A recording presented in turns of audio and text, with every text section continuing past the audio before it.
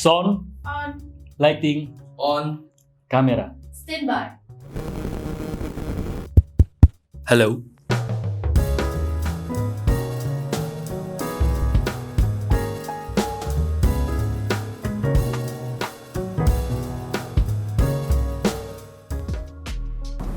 Halo Sobat Jokpro, kembali lagi bersama gue Timothy Vantrino, Sekjen Jokpro 2024 dalam Pojok Pro Podcast Jokpro. Di episode kali ini kita sudah kedatangan tamu yang sangat spesial, musisi, komposer, konduktor ternama Republik ini, yaitu Mas Adi MS. Halo Mas Adi.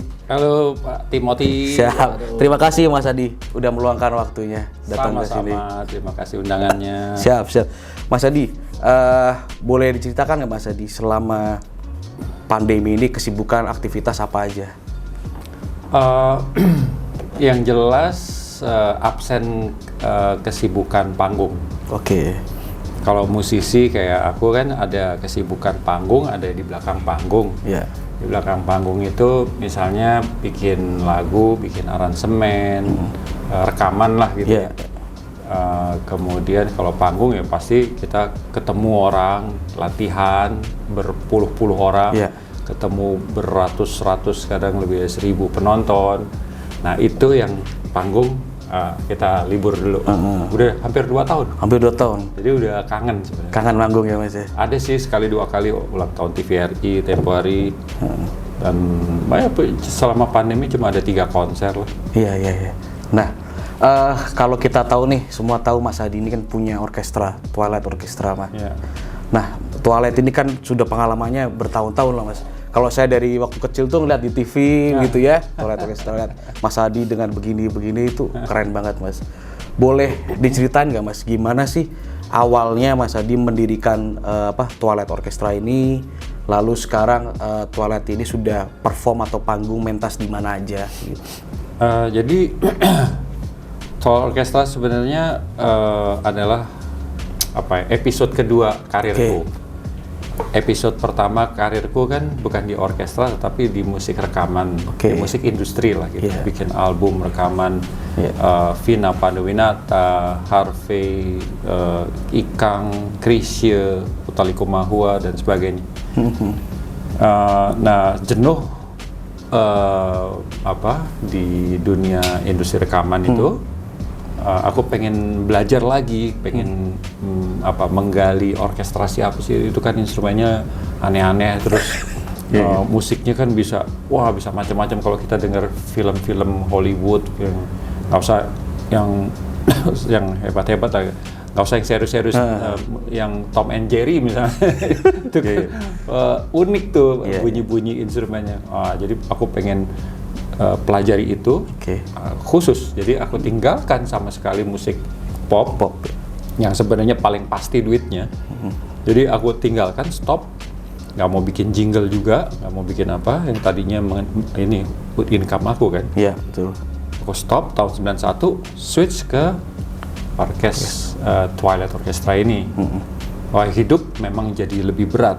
Itu keadaan finansial, istri saya geleng-geleng kepala, nggak ngerti, kita kan anak baru umur 1 tahun, nantinya perlu sekolah, kamu kalau gini nggak egois ya gitu.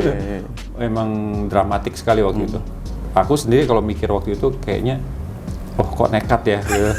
Kalau sekarang suruh gitu nggak berani, nggak tahu dulu alasan kenapa gitu. Cuma sebenarnya karena passion aja. Aku kalau udah maunya keluar, nggak peduli duit, nggak peduli apa, hajar gitu. Dan alhamdulillah menekuni itu, meskipun awalnya sulit sekali, lama-lama sekarang ya aku menikmati kebahagiaannya. Wah, luar biasa. Nah, kan Mas Adi kan tadi sudah disebutkan juga ada film musik-musik Hollywood gitu ya. Artinya kan Mas Adi juga melihat musik-musik di luar negeri gitu ya. Budaya-budaya luar negeri juga diamati lah begitu. Lalu dengan adanya era industri 4.0 digital sekarang, info-info itu kan semakin mudah masuk Mas. Sekarang ada TikTok challenge seperti apa ya kan? Ini kan sangat challenging sekali bagi keanekaragaman budaya kita. Nah, menurut Mas Adi sendiri melihat masuknya budaya asing ke Indonesia itu seperti apa? Lalu kepikiran nggak sih atau sudah pernah bikin lagu gitu ya yang membangkitkan nasionalisme gitu bagi anak-anak muda gitu. Kalau percampuran budaya itu tidak terhindarkan ya. Dari zaman dulu itu sebenarnya adanya budaya bangsa itu semuanya bukan otonom, bergerak dan tumbuh sendiri, masing-masing ada interaksi, kemudian akhirnya ada akulturasi percampuran budaya gitu ya. Seperti kalau kita lihat gamelan atau keroncong, itu dibilang full 100% Indonesia enggak gitu ya, ada akulturasi di situ. Nah, sekarang ke dunia 4.0 apa segala macam di dunia digital ini sekarang lebih masif memang. Interaksi antar budaya itu bisa kita melihat anak muda nantinya nih ke depan nih nggak punya identitas kebangsaan. Bisa dia ngerasa dia penduduk dunia, sesimpel itu gitu. Nah, nanti kita lebih kupas di situ. Tapi bicara soal tadi pertanyaannya, pernahkah aku bikin sesuatu untuk itu gitu ya? Ini nggak sengaja ya, setelah tadi aku cerita bergulat di episode kedua karirku yaitu orkestra gitu, aku menemukan bahwa ini mission impossible gitu. Ini saya menjalani profesi di tempat yang salah gitu. Kalau berorkestraria di Eropa dan Amerika mungkin biasa aja gitu, karena infrastruktur semua lengkap gitu ya, pendanaan pemerintah, pajak, ada insentif, ada tax deductible apa, wah pokoknya musik orkestra di sana bisa tumbuh, dan apalagi itu budaya aslinya gitu ya. Di kita ini kita bukan budaya kita, di sini nggak ada concert hall, banyak sekali masalah yang sedemikian rupa. Akhirnya aku berpikir ulang, ini aku keputusan yang salah sebenarnya.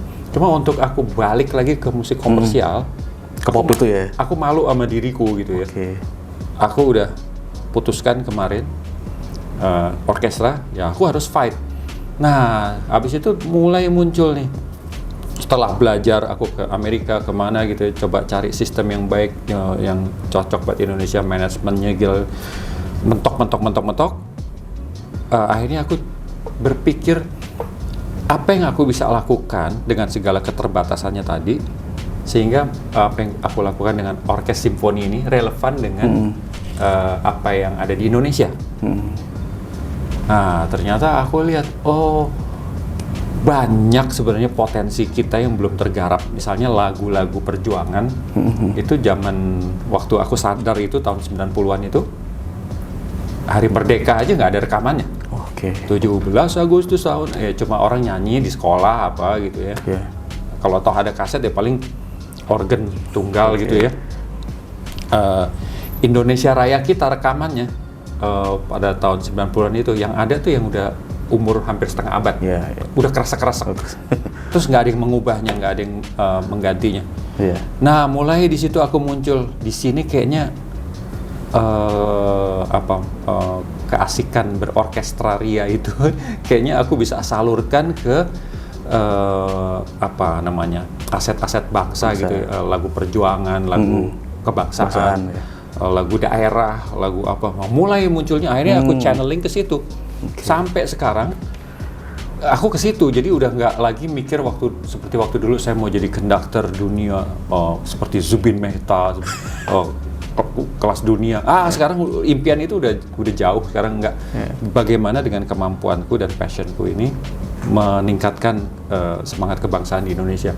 Maka tahun 97 aku bikin rekaman Indonesia Raya. Yang sebelumnya udah 46 tahun kresek-kresek RRI, nggak diganti-ganti. Maka kalau kita dengar Indonesia Raya yang sekarang, dimanapun, di istana, di kementerian, itu rekaman yang aku buat 97. Wow. Pokoknya kalau dengar Indonesia di olahraga, di playback itu pasti rekaman. Terus kalau dengar lagu-lagu perjuangan di mall, kalau lagi 17-an gitu ya, formatnya orkestra, ada paduan suara, definitely itu pasti rekaman yang aku bikin tahun 97 itu. Terus habis itu Udah puas itu, apalagi? Oh ternyata lagu daerah kita juga belum digarap. Oke. Ada lagu Rasa Sayangi misalnya dulu tuh di Malaysia diributin gitu ya. Loh, Malaysia bilang itu punya dia, kita ribut. Kalau dia belum bikin itu, kita nggak ngapa-ngapain. Iya. Nah, di situ semangat aku. Akhirnya aku bikin yang buat Garuda. Iya. Ya, lagu-lagu daerah, orkestra tuh ada Rasa Sayangi, Bengawan Solo. Aku bikin buat Garuda. Nah, lebih dari itu akhirnya ya keterusan untuk kementerian, institusi. Akhirnya aku bikin Mars dan himne TNI 2003. Lalu bikin Mars dan himne untuk ini barusan kemarin nih Kemnaker, Kemdagri, Mahkamah Agung. Pokoknya sifatnya untuk bangsa dan negara.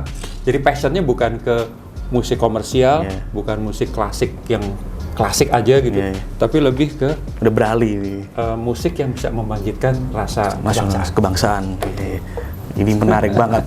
Nah, tapi bagaimana Mas Adi kita bisa kita bisa sharing ke anak-anak muda gitu loh, ke penerus kita gitu, bahwa Mas Adi yang awalnya pengen jadi konduktor dunia gitu ya, bisa mengesampingkan itu dulu lah, istilahnya fokus kepada apa sih dari keanekaragaman kita yang bisa digarap gitu ya. Bagaimana kita bisa menyampaikan pesan kepada anak muda gitu, bahwa rasa kebangsaan, rasa nasionalisme itu ya harus terus dipertahankan gitu loh. Ya, jadi gini, dunia itu berubah terus ya.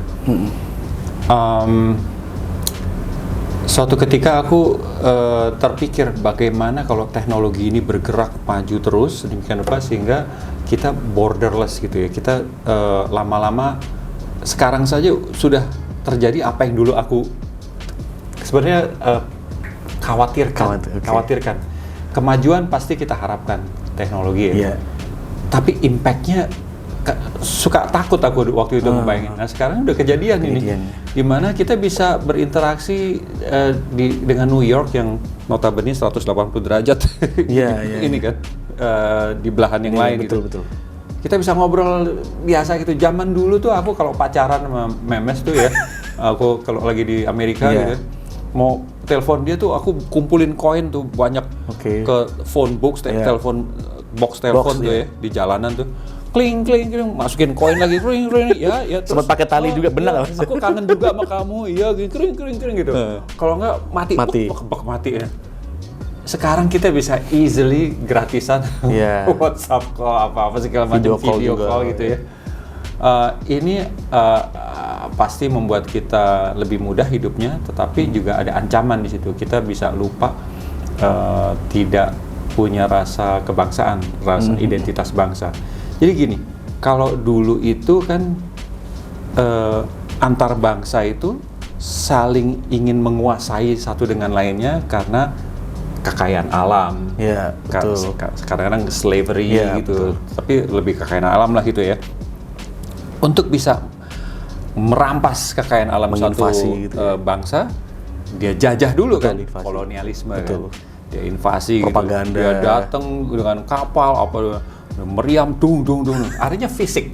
Kita melawannya dengan bambu runcing, berdarah-darah, fisik. Jadi kita mempertahankannya dengan fisik gitu. Sekarang dengan adanya beginian ini akhirnya sebuah negara bisa menguasai negara lain sumber daya alamnya tanpa penyerangan atau invasi fisik. Tanpa pertumpahan darah, mata gitu ya. Tanpa pertumpahan darah yang dia lakukan, dilakukan oleh langsung oleh negara yang kolonial itu, negara menjajah itu. Dia bisa bikin berdarah-darah di dalam aja antar bangsa gitu ya. Dia berantem aja sendiri. Kontok-kontokan di dalam. Kontok-kontokan sendiri. Dia nggak perlu keluar senjata, nggak perlu didatangi, nggak perlu. Dia cuma atur dari jauh bagaimana masukkan ideologi ini, kemudian dilawan ininya didukung, nanti kasih hoax gitu.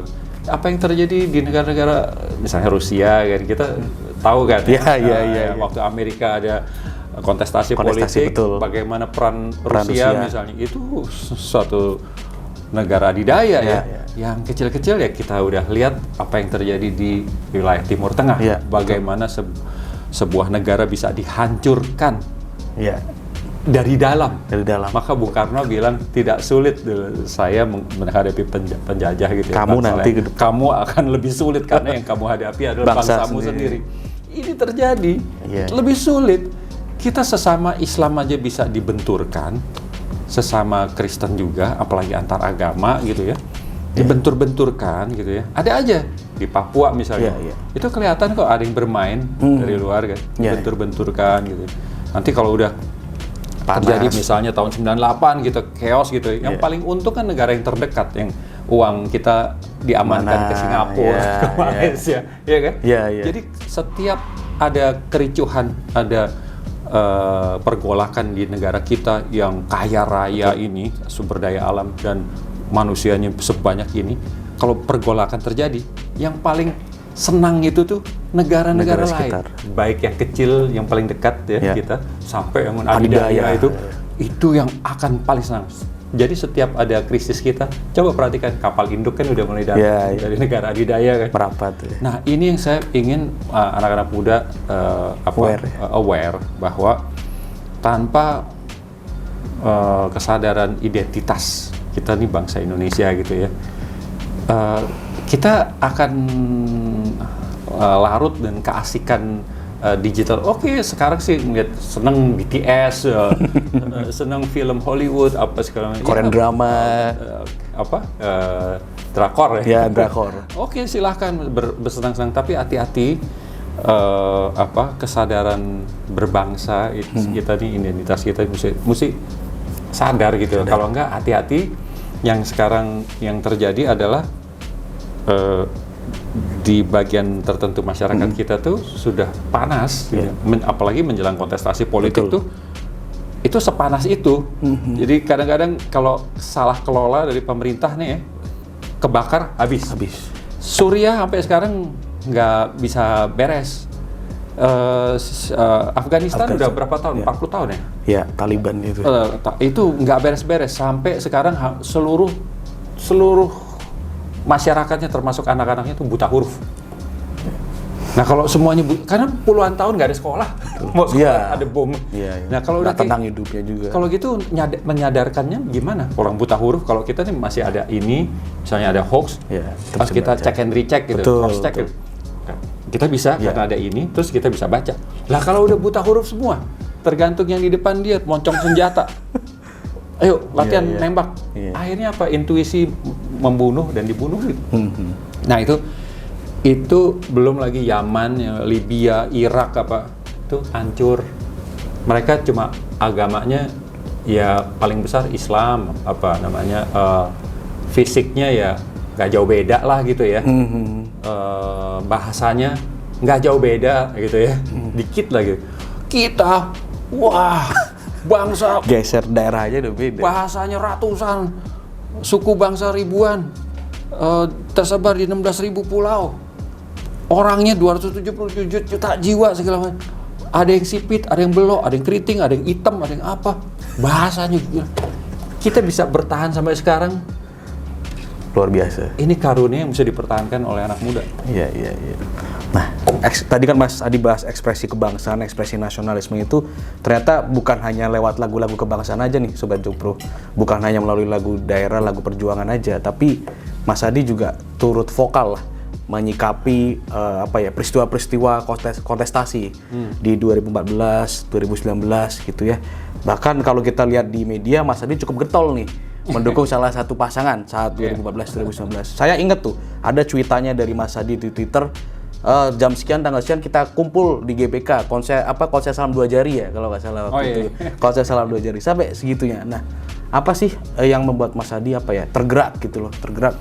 Oh, kayaknya gue harus speak up, harus vokal gitu, menyuarakan ini. Yang jelas aku awalnya sih ya karena alasan musikal itu tadi ya, karena yang paling relevan supaya aku jadi berarti itu, ternyata melalui penggarapan musik lagu kebangsaan, lagu daerah, keindonesiaan lah. Nah begitu itu sudah dilaksanakan, kok makin larut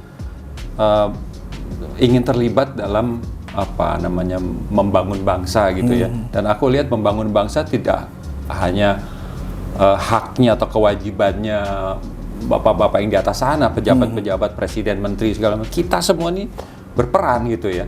Yeah. Dan aku makin melihat pergolakan di luar Indonesia yang sebenarnya masalahnya remeh-temeh gitu. Terus karena masalah remeh-temeh dimainkan oleh bangsa. Jadi ternyata dunia itu memang survival of the fittest gitu ya. Siapa yang lebih kuat dia berkuasa. Bukan dengan cara fisik aja, tapi dengan cara kecerdasan, kecerdikan gitu ya. Digital. Kalau sekarang dengan digital segala macam, kalau kita nggak sadar kita bisa jadi korban. Nah itu saya makin sadar, makin coba ikut menjaga bangsa. Dengan cara apa? Dengan cara bersikap. Oke. Saya pikir nggak mungkin kita sebagai warga ya, saya musisi, urusan saya musik, ngapain di jalan kayak nggak ada kerjaan aja. Saya dong punya kerjaan, saya sibuk, job saya banyak, saya populer. Kalau saya berpikir gitu, dan banyak orang yang berpikir gitu, begitu nanti kejadian overnight di mana Damaskus tiba-tiba ada pemboman, itu gara-gara kejadian satu kali malam rusaknya udah semua pergi dengan harta masing-masing, nggak mungkin berpikir kembali karena udah rusak bangsa. Nah saya pikir sebelum itu terjadi saya mesti menyadarkan teman-teman bukan untuk berpihak ke capres ini, cagup ini, bukan, tapi bersikap. Anda harus kritis melihat kalau perlu dikritik ya kritik. Kalau bagus jangan didiamkan, take it for granted. Kita mesti berterima kasih dengan cara mendukung dia gitu. Maka siapapun mau tempo hari Ahok kayak yang saya lihat di mata saya bagus ya. Mungkin saya keliru. Orang lain mungkin lihat Adi kok bisa ya. Padahal Ahok kan jelek ya. Kok dia bisa? Itu hak orang. Ya silakan pilih yang kamu anggap bagus. Tapi saya punya pengamatan sendiri yang kesimpulan saya waktu itu Ahok is the best gitu ya. Waktu berikutnya Jokowi is the best gitu ya. Kalau saya salah, ya Anda punya hak untuk memilih juga, bukan hak saya. Ya silakan pilihan Anda. Tapi milih, jangan cuma golput nggak bersikap terus. Wah saya sibuk, saya orang sibuk, gaji saya gede, karya saya gini, saya udah terkenal. Itu tuh yang di jalan-jalanan tuh apa yang sibuk-sibuk ngurusin itu orang nggak ada kerjaan. No, waktu Donald Trump lagi ini kan orang nggak kepikir dia menang. Betul. Banyak yang nggak mungkin lah ini Hillary lah, mana mungkin orang gila menang gitu ya. Banyak yang pasif, begitu akhirnya menang, pada kaget. Nggak lama kemudian aku ke Amerika waktu itu. Berapa kali naik taksi selalu aku tanya, hebat ya presiden lo Donald Trump. Sorry. Iya nggak apa-apa. Pokoknya kebanyakan damn it loh, kok marah? Bukannya lo yang milih sendiri? Gak, gue nggak milih. Gue pikir gini. Nah, itu yang aku nggak mau terjadi. Gunakan akal sehat kita dan bersikap. Bagus kalau kita ikut aktif dalam kegiatan ini kayak mendukung segala macam. Mungkin yang kita dukung salah mungkin, tapi nggak apa-apa, yang penting bersikap. Iya. Nah, mungkin kalau kita mau coba kelas balik nih Mas, ini kan sudah tahun ke-7 nih, tahun ke-7 pemerintahan yang sedang menjabat saat ini. Nah, jika diberikan kesempatan untuk mengevaluasi sikap Mas Adi nih di 2014 dan 2019, bagaimana Mas Adi melihat pemerintah saat ini gitu loh? Dengan sikap Mas Adi yang 2015-2019 itu. Tentu dengan kritik-kritik pasti ada ya. Aku masih puas karena sebenarnya aku pribadi punya keinginan ya bahwa pemerintah akhirnya membangun concert hall. Itu kemauan, kebutuhan aku pribadi, profesi aku ya. Menjadikan Indonesia ini yang tadi 270 juta penduduk nggak punya concert hall satupun. Singapura itu lebih kecil dari Jakarta, concert hallnya ada berapa? Malaysia punya, Thailand punya, Filipina punya. Kita pemerintah nggak pernah bangun dari berapa presiden. Nah, ini sebenarnya yang pengen aku ngomong kepentinganku. Tapi boro-boro ngomong kepentingan, aku mikir sekarang yang membuat aku paling bahagia apa? Indonesia Timur dibangun secara masif. Udah deh, begitu lihat Indonesia Timur diurus sama presiden ya, Jokowi ya, aku tuh kayak ya udah deh, aku apalah cuma concert hall gitu ya. Mereka tuh banyak yang nggak bisa ada listrik. Internet, pendidikan juga. Itu tuh apa jembatan merah penghubung. tuh misalnya tuh, itu sebelumnya berapa jam orang nempuh muter-muter, dimudahkan oleh Jokowi. BBM satu harga, air macam, juga, air segala macam. Aku bersyukur sekali meskipun aku orang Jawa, Sunda gitu ya, tinggal di Pulau Jawa tuh. Aku dari dulu suka kepikiran nggak enak gitu, malu gitu sama saudara kita yang di timur. Nah, maka begitu Pak Jokowi ingin ke timur, perhatiannya ya aku termasuk bersyukur dan aku anggap aku puas dengan apa yang Pak Jokowi lakukan dengan segala kekurangannya. Apalagi menteri beberapa pembantunya itu mendekati 2024, ada beberapa yang kita udah lihat ya kayak nothing to lose ya. Misalnya saya dipecat ya pokoknya kayak ada kepentingan yang udah mesti diperjuangkan juga oleh mereka. Padahal harusnya selama di sini ya udah kerja sampai akhir gitu. Tinggalkan legacy yang terbaik. Nah, mungkin ini terakhir nih Mas. Tadi Mas Adi juga sempat singgung masalah hoax dan peran-peran dari asing yang nggak kelihatan nih, gitu ya. Bagaimana itu mungkin istilahnya komputasi digital itu propagandanya. Nah, bagaimana kita bisa lihat 2014 ada majalah yang sengaja diterbitkan untuk menyebabkan hoax gitu ya. Lalu ada lembaga survei yang beda menimbulkan hasil quick count yang fake gitu. Lalu hoax di mana-mana ya. Bagaimana Mas Adi sendiri ya pribadi mungkin menyikapi hal itu ya. Lalu mungkin saran kepada masyarakat supaya kita lebih aware dalam menyikapi sebuah informasi yang tadi Mas Adi bilang cek-recek dulu gitu. Ya gini, kita memang ada dalam era orang bilang screen era gitu. Kita hidup di screen, dikit-dikit begini gitu. Kalau dulu kan baca koran gitu ya. Dan koran itu atau majalah untuk bisa dicetak itu ada proses di check and recheck gitu. Kalau sekarang enggak, semua bisa bikin berita, bukan hanya media resmi, tapi media online yang itu kan. Bahkan individu bisa bikin berita dan dipercaya orang sebagai sumber primer, berita primer yang valid. Gitu. Nah, dianggap valid gitu. Nah, dalam situasi seperti ini, ya kita berharap, saya berharap terhadap rekan-rekan sesama warga Indonesia untuk jangan sampai kita berhasil dihancurkan oleh bangsa asing yang memang berkepentingan pada sumber daya alam kita, kekayaan alam kita gitu ya, dengan dihancurkan dengan cara diadu. Dulu tuh DVD era zaman Belanda tuh belum ada apa-apanya. Misalnya ada tetangga pengen ngegosip, kita mesti ketemu tetangga dulu kan ya. Physically gitu.